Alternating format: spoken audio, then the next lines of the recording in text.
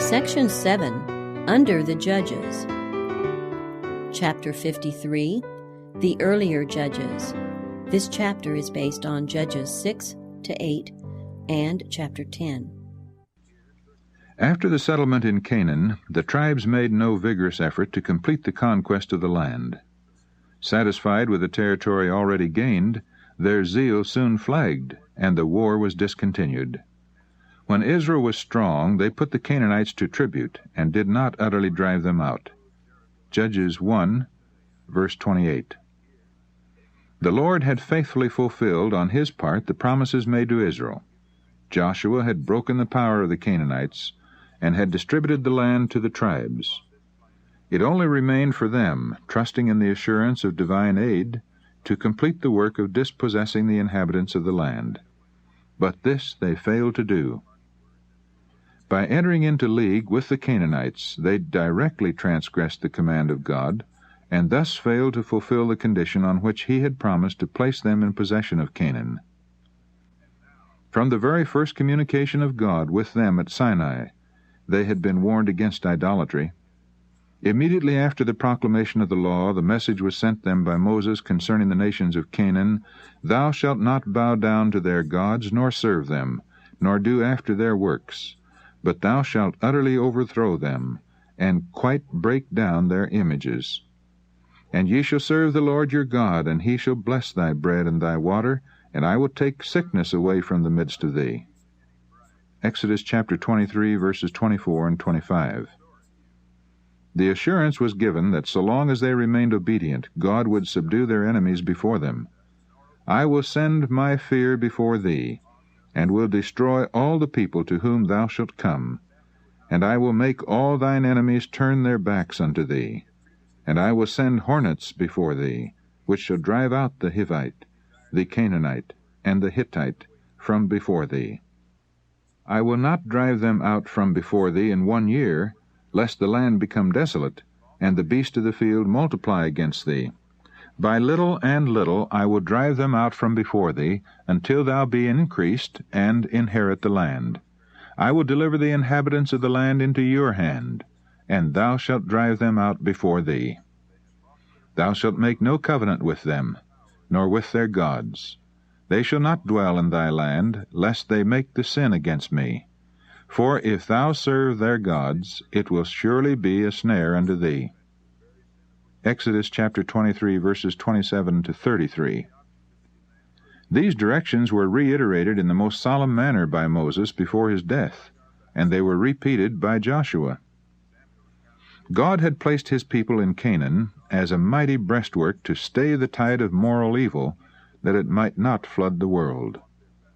If faithful to him, God intended that Israel should go on conquering and to conquer. He would give into their hands nations greater and more powerful than the Canaanites.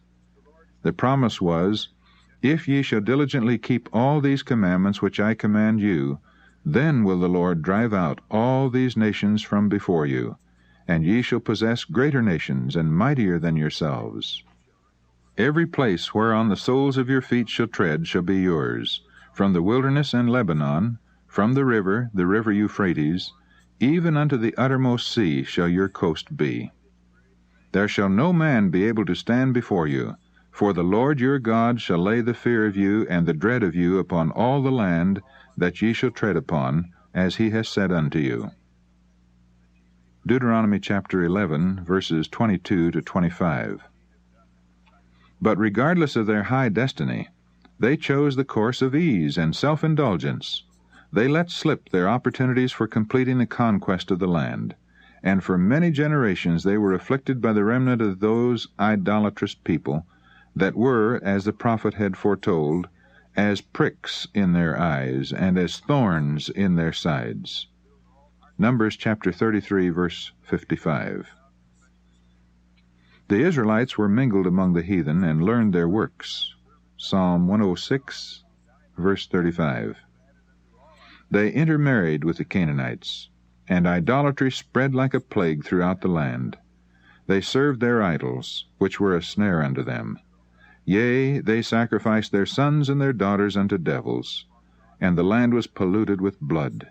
Therefore was the wrath of the Lord kindled against his people, insomuch that he abhorred his own inheritance. Psalm 106, verses 36 to 40. Until the generation that had received instruction from Joshua became extinct, idolatry made little headway. But the parents had prepared the way for the apostasy of their children. The disregard of the Lord's restrictions on the part of those who came in possession of Canaan sowed seeds of evil that continued to bring forth bitter fruit for many generations. The simple habits of the Hebrews had secured them physical health, but association with the heathen led to the indulgence of appetite and passion, which gradually lessened physical strength and enfeebled the mental and moral powers. By their sins the Israelites were separated from God. His strength was removed from them, and they could no longer prevail against their enemies. Thus they were brought into subjection to the very nations that through God they might have subdued. They forsook the Lord God of their fathers, which brought them out of the land of Egypt, and guided them in the wilderness like a flock. They provoked him to anger with their high places, and moved him to jealousy with their graven images. Therefore the Lord forsook the tabernacle of Shiloh, the tent which he placed among them, and delivered his strength into captivity, and his glory into the enemy's hand. Judges chapter 2, verse 12, Psalm 78, verses 52, 58, 60, and 61. Yet he did not utterly forsake his people. There was ever a remnant who were true to Jehovah, and from time to time the Lord raised up faithful and valiant men to put down idolatry, and to deliver the Israelites from their enemies. But when the deliverer was dead, and the people were released from his authority, they would gradually return to their idols. And thus the story of backsliding and chastisement, of confession and deliverance, was repeated again and again. The king of Mesopotamia, the king of Moab, and after them the Philistines and the Canaanites of Hazor, led by Sisera, in turn became the oppressors of Israel. Othniel, Shamgar, and Ehud, Deborah, and Barak were raised up as deliverers of their people. But again the children of Israel did evil in the sight of the Lord, and the Lord delivered them into the hand of Midian.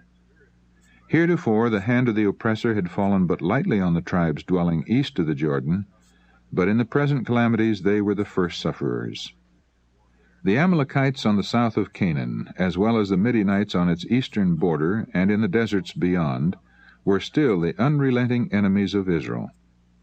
The latter nation had been nearly destroyed by the Israelites in the days of Moses, but they had since increased greatly and had become numerous and powerful.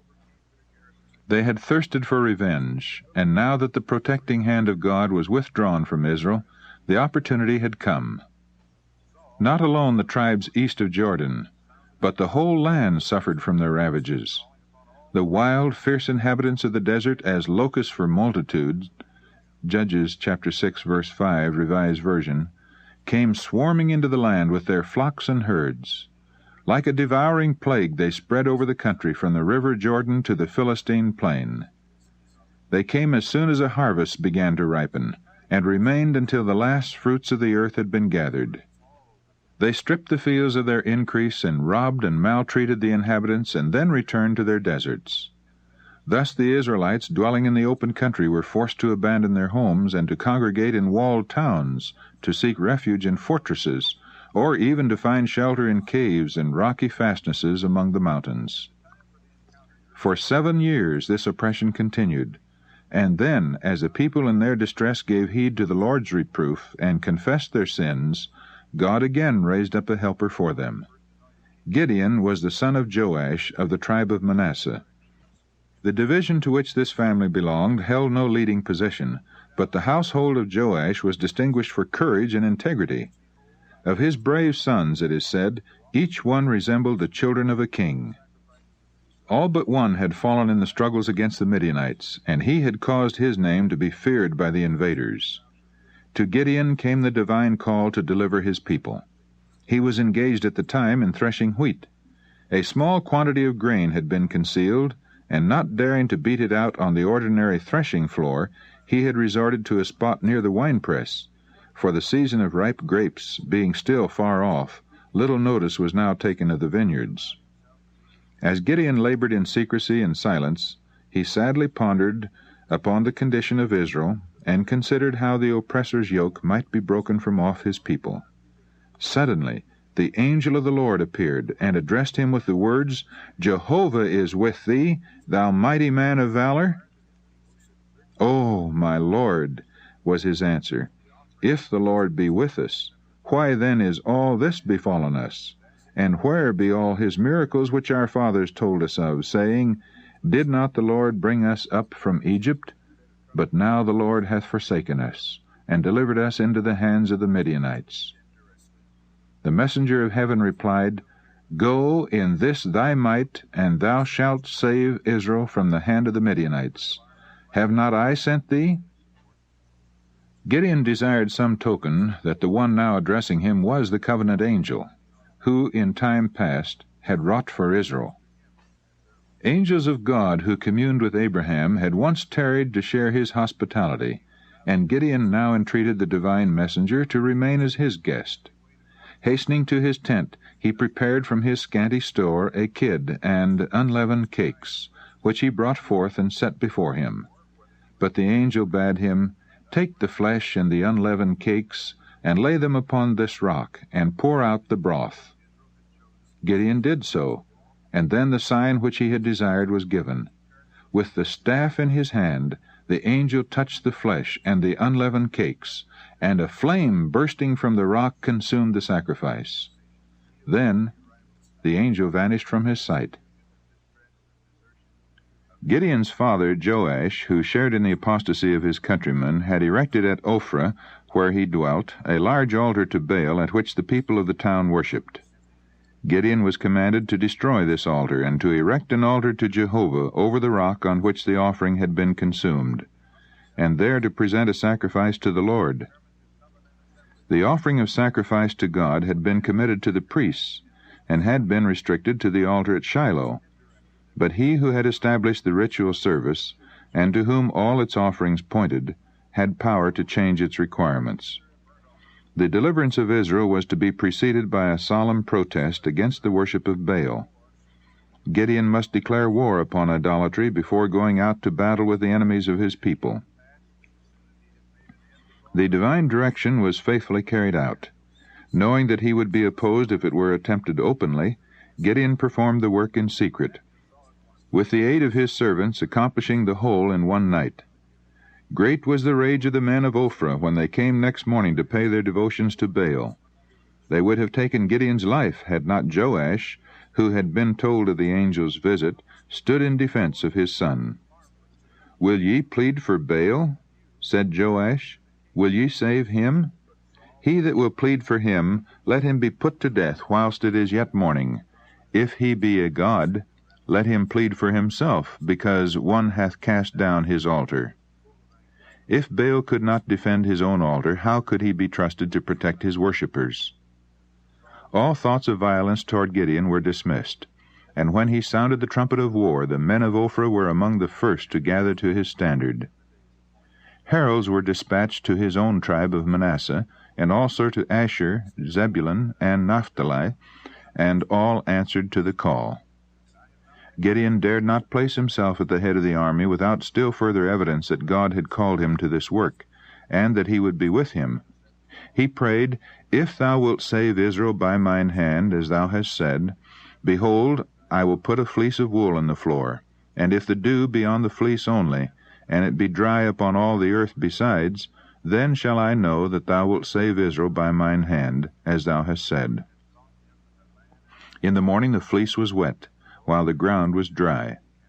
But now a doubt arose, since wool naturally absorbs moisture when there is any in the air. The test might not be decisive. Hence he asked that the sign be reversed, pleading that his extreme caution might not displease the Lord. His request was granted. Thus encouraged, Gideon led out his forces to give battle to the invaders. All the Midianites and the Amalekites and the children of the east were gathered together, and went over and pitched in the valley of Jezreel. The entire force under Gideon's command numbered only 32,000 men. But with a vast host of the enemy spread out before him, the word of the Lord came to him, The people that are with thee are too many for me to give the Midianites into their hands, lest Israel vaunt themselves against me, saying, Mine own hand hath saved me. Now therefore go to, proclaim in the ears of the people, saying, Whosoever is fearful and afraid, let him return and depart early from Mount Gilead. Those who were unwilling to face danger and hardships, or whose worldly interests would draw their hearts from the work of God, would add no strength to the armies of Israel. Their presence would prove only a cause of weakness. It had been made a law in Israel that before they went to battle, the following proclamation should be made throughout the army. What man is there that hath built a new house, and hath not dedicated it? Let him go and return to his house, lest he die in the battle, and another man dedicate it. And what man is he that hath planted a vineyard, and hath not yet eaten of it? Let him also go and return unto his house, lest he die in the battle, and another man eat of it. And what man is there that hath betrothed a wife, and hath not taken her? Let him go and return unto his house, lest he die in the battle, and another man take her. And the officers were to speak further to the people, saying, What man is there that is fearful and faint-hearted? Let him go and return unto his house, lest his brethren's heart faint as well as his heart. Deuteronomy chapter 20, verses 5 to 8. Because his numbers were so few compared with those of the enemy, Gideon had refrained from making the usual proclamation. He was filled with astonishment at the declaration that his army was too large. But the Lord saw the pride and unbelief existing in the hearts of his people. Aroused by the stirring appeals of Gideon, they had readily enlisted, but many were filled with fear when they saw the multitudes of the Midianites.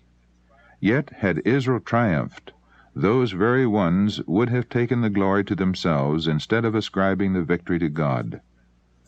Gideon obeyed the Lord's direction, and with a heavy heart he saw 22,000, or more than 2/3 of his entire force, depart for their homes.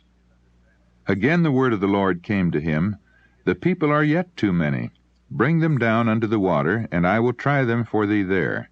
And it shall be, that of whom I say unto thee, This shall go with thee, the same shall go with thee. And of whomsoever I say unto thee, This shall not go with thee, the same shall not go.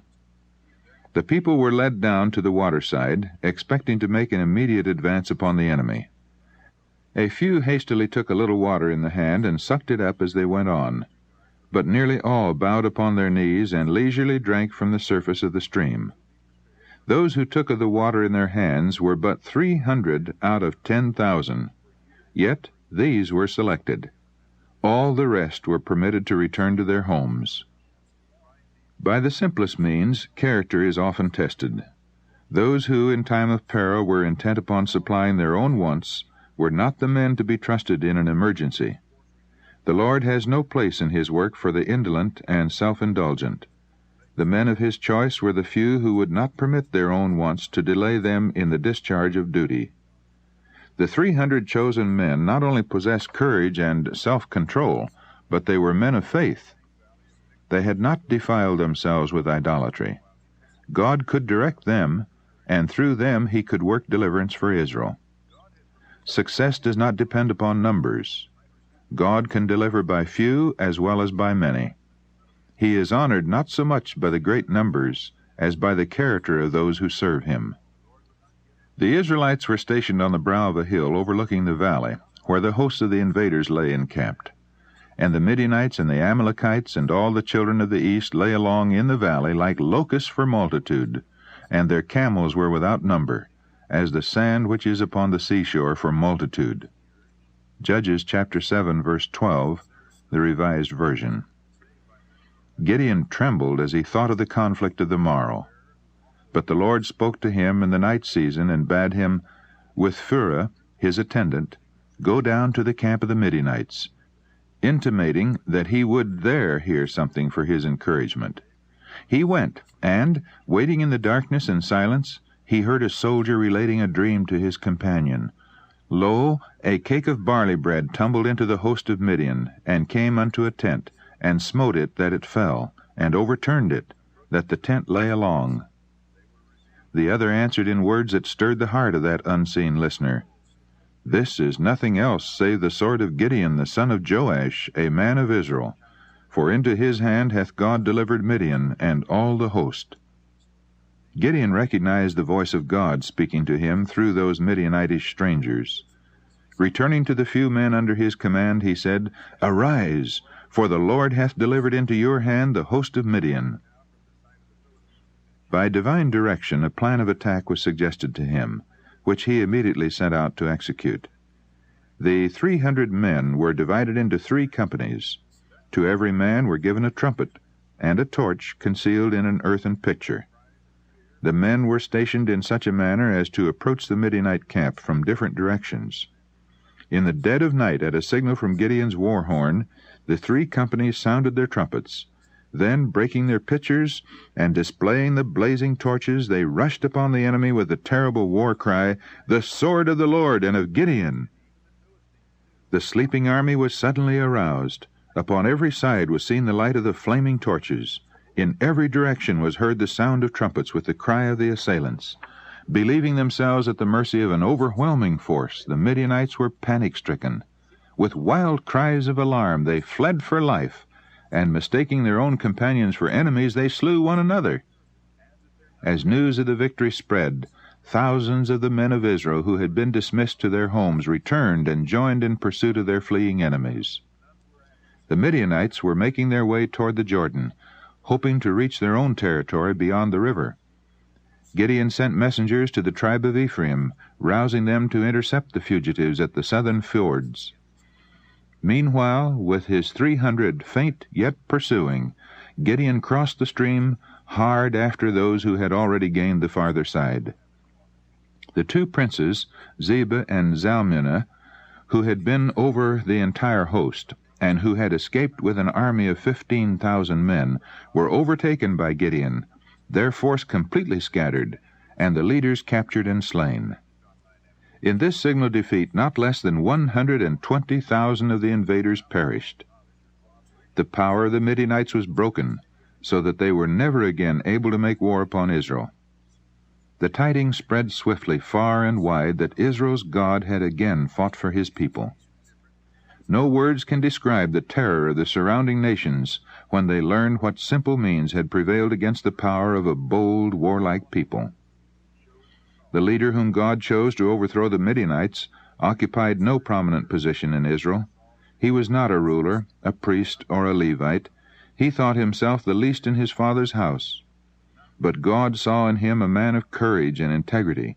He was distrustful of himself and willing to follow the guidance of the Lord. God does not always choose for his work men of the greatest talents, but he selects those whom he can best use. Before honor is humility. Proverbs 15, verse 33. The Lord can work most effectually through those who are most sensible of their own insufficiency, and who will rely upon him as their leader and source of strength. He will make them strong by uniting their weakness to his might, and wise by connecting their ignorance with his wisdom. If they would cherish true humility, the Lord could do much more for his people, but there are few who can be trusted with any large measure of responsibility or success without becoming self-confident and forgetful of their dependence upon God. This is why, in choosing the instruments for his work, the Lord passes by those whom the world honors as great, talented, and brilliant. They are too often proud and self-sufficient. They feel competent to act without counsel from God. The simple act of blowing a blast upon the trumpet by the army of Joshua around Jericho, and by Gideon's little band about the host of Midian, was made effectual through the power of God to overthrow the might of his enemies. The most complete system that men have ever devised, apart from the power and wisdom of God, will prove a failure, while the most unpromising methods will succeed when divinely appointed and entered upon with humility and faith. Trust in God and obedience to his will are as essential to the Christian in the spiritual warfare as to Gideon and Joshua in their battles with the Canaanites. By the repeated manifestations of his power in behalf of Israel, God would lead them to have faith in him, with confidence to seek his help in every emergency. He is just as willing to work with the efforts of his people now, and to accomplish great things through weak instrumentalities. All heaven awaits our demand upon its wisdom and strength. God is able to do exceeding abundantly above all that we ask or think. Ephesians chapter 3, verse 20. Gideon returned from pursuing the enemies of the nation to meet censure and accusation from his own countrymen. When at his call the men of Israel had rallied against the Midianites, the tribe of Ephraim had remained behind. They looked upon the effort as a perilous undertaking, and as Gideon sent them no special summons, they availed themselves of this excuse not to join their brethren. But when the news of Israel's triumph reached them, the Ephraimites were envious because they had not shared it. After the rout of the Midianites, the men of Ephraim had, by Gideon's direction, seized the fords of the Jordan, thus preventing the escape of the fugitives. By this means a large number of the enemy were slain, among whom were two princes, Oreb and Zeb. Thus the men of Ephraim followed up the battle, and helped complete the victory. Nevertheless, they were jealous and angry, as though Gideon had been led by his own will and judgment. They did not discern God's hand in the triumph of Israel. They did not appreciate his power and mercy in their deliverance, and this very fact showed them unworthy to be chosen as his special instruments. Returning with the trophies of victory, they angrily reproached Gideon, "Why hast thou served us thus, that thou callest us not, when thou wentest to fight with the Midianites?" "What have I done now, in comparison of you?" said Gideon. "Is not the gleaning of the grapes of Ephraim better than the vintage of Abiezer? God hath delivered into your hands the princes of Midian, Oreb and Zeb, and what was I able to do in comparison of you?"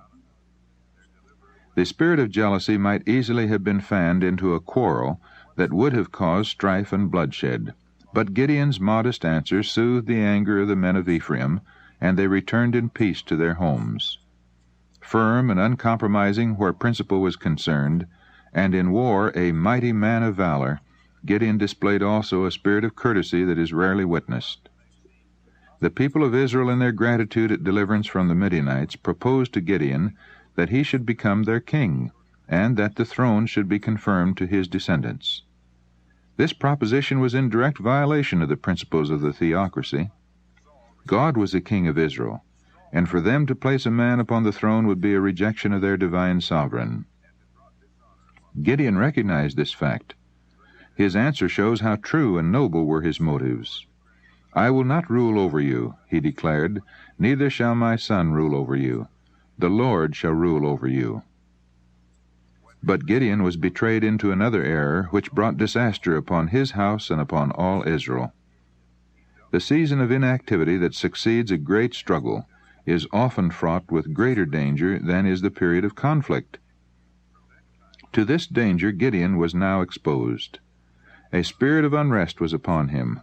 Hitherto he had been content to fulfill the directions given him from God, but now, instead of waiting for divine guidance, he began to plan for himself. When the armies of the Lord have gained a signal victory, Satan will redouble his efforts to overthrow the work of God. Thus thoughts and plans were suggested to the mind of Gideon by which the people of Israel were led astray. Because he had been commanded to offer sacrifice upon the rock where the angel appeared to him, Gideon concluded that he had been appointed to officiate as a priest. Without waiting for the divine sanction, he determined to provide a suitable place, and to institute a system of worship similar to that carried on at the tabernacle. With the strong popular feeling in his favor, he found no difficulty in carrying out his plan. At his request, all the earrings of gold taken from the Midianites were given him as his share of the spoil. The people also collected many other costly materials, together with the richly adorned garments of the princes of Midian. From the material thus furnished, Gideon constructed an ephod and a breastplate, in imitation of those worn by the high priest. his course proved a snare to himself and his family as well as to Israel. The unauthorized worship led many of the people finally to forsake the Lord altogether to serve idols. After Gideon's death, great numbers, among whom were his own family, joined in this apostasy. The people were led away from God by the very man who had once overthrown their idolatry. There are few who realize how far-reaching is the influence of their words and acts.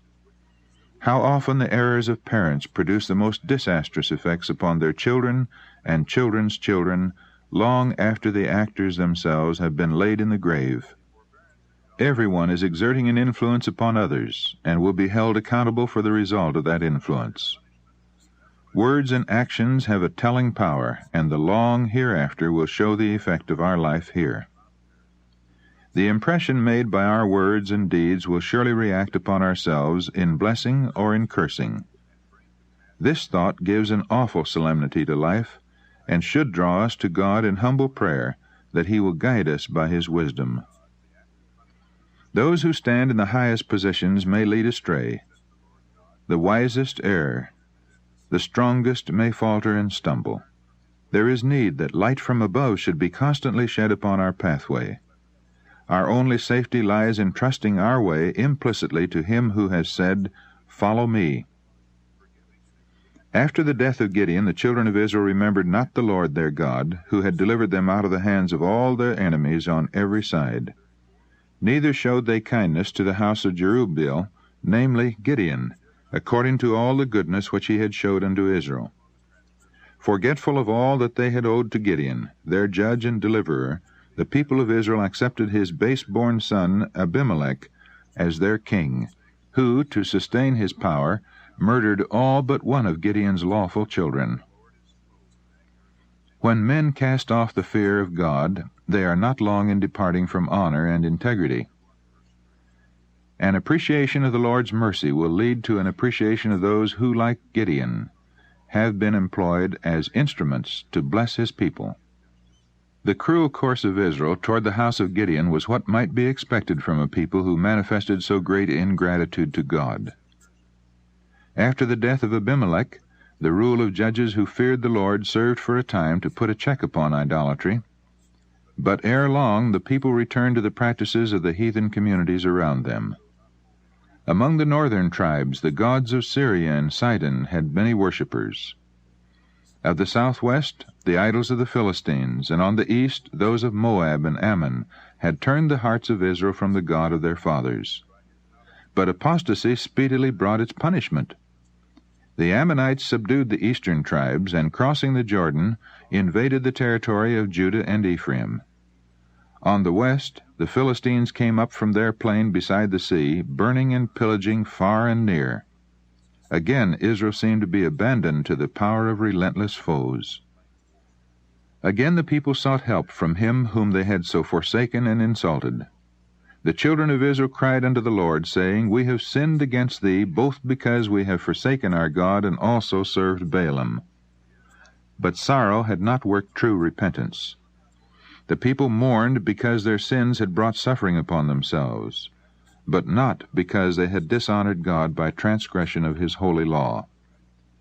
True repentance is more than sorrow for sin. It is a resolute turning away from evil. The Lord answered them through one of His prophets, Did I not deliver you from the Egyptians, and from the Amorites, from the children of Ammon, and from the Philistines? The Zidonians also, and the Amalekites, and the Maonites did oppress you, and ye cried to me, and I delivered you out of their hand. Yet ye have forsaken me, and served other gods. Wherefore I will deliver you no more. Go and cry unto the gods which ye have chosen. Let them deliver you in the time of your tribulation. These solemn and fearful words carry the mind forward to another scene, the great day of final judgment, when the rejectors of God's mercy and the despisers of His grace shall be brought face to face with His justice. At that tribunal must they render an account who have devoted their God-given talents of time, of means, or of intellect to serving the gods of this world. They have forsaken their true and loving friend, to follow the path of convenience and worldly pleasure. They intended at some time to return to God, but the world with its follies and deceptions absorbed the attention. Frivolous amusements, pride of dress, indulgence of appetite, hardened the heart and benumbed the conscience, so that the voice of truth was not heard. Duty was despised. Things of infinite value were lightly esteemed, until the heart lost all desire to sacrifice for Him who has given so much for man. But in the reaping time they will gather that which they have sown. Saith the Lord, I have called, and ye refused. I have stretched out my hand, and no man regarded. But ye have set at naught all my counsel, and would none of my reproof. When your fear cometh as desolation, and your destruction cometh as a whirlwind, when distress and anguish cometh upon you, then shall they call upon me, but I will not answer. They shall seek me early, but they shall not find me. For that they hated knowledge, and did not choose the fear of the Lord. They would none of my counsel, they despised all my reproof. Therefore shall they eat of the fruit of their own way, and be filled with their own devices. But whoso hearkeneth unto me shall dwell safely, and shall be quiet from fear of evil. Proverbs chapter 1, verses 24 to 31, and verse 33. The Israelites now humbled themselves before the Lord, and they put away the strange gods from among them, and served Jehovah. And the Lord's heart of love was grieved for the misery of Israel. O the long-suffering mercy of our God! When His people put away the sins that had shut out His presence, He heard their prayers, and at once began to work for them. A deliverer was raised up in the person of Jephthah, a Gileadite, who made war upon the Ammonites, and effectually destroyed their power. For 18 years at this time Israel had suffered under the oppression of her foes, yet again the lesson taught by suffering was forgotten. As His people returned to their evil ways, the Lord permitted them to be still oppressed by their powerful enemies, the Philistines. For many years they were constantly harassed, and at times completely subjugated by this cruel and warlike nation. They had mingled with these idolaters, uniting with them in pleasure and in worship, until they seemed to be one with them in spirit and interest. Then these professed friends of Israel became their bitterest enemies, and sought by every means to accomplish their destruction. Like Israel, Christians too often yield to the influence of the world and conform to its principles and customs, in order to secure the friendship of the ungodly. But in the end it will be found that these professed friends are the most dangerous of foes. The Bible plainly teaches that there can be no harmony between the people of God and the world. Marvel not, my brethren, if the world hate you. 1 John chapter 3, verse 13. Our Savior says, Ye know that it hated me before it hated you. John chapter 15, verse 18. Satan works through the ungodly, under cover of a pretended friendship, to allure God's people into sin, that He may separate them from Him. And when their defense is removed, then He will lead His agents to turn against them and seek to accomplish their destruction.